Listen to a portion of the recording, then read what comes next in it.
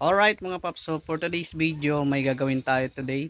So aayusin natin tong oras ng Honda Click kasi hindi siya nakaset sa tamang oras. So ngayon aayusin natin, lalo na sa mga Click user dyan. So sana makatulong sa inyo ang video na ito.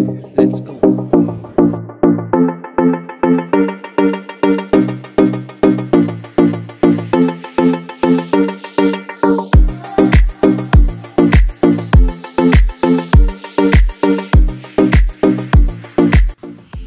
Kung mapapansin nyo mga paps, it's 12:20 PM.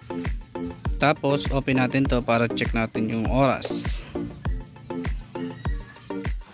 Kung nakikita nyo yung panel, ang oras dito is 8:12 ng umaga. So aayusin natin yan, set natin para maging okay siya.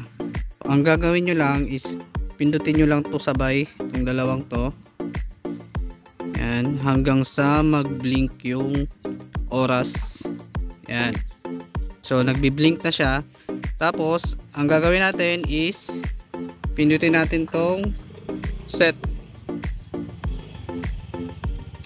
One click lang.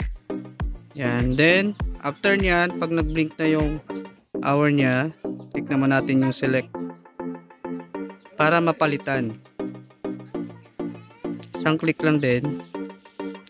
So itatama natin yung oras nya. Ayusin natin, pinutin lang natin hanggang sa mag 12.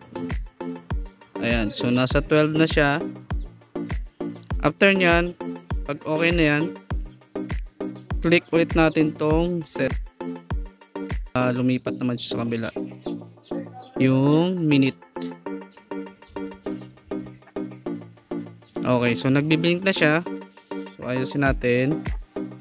Ito yung oras, 12:23:24.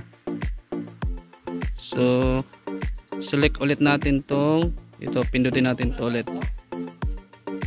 So palitan natin ng 24.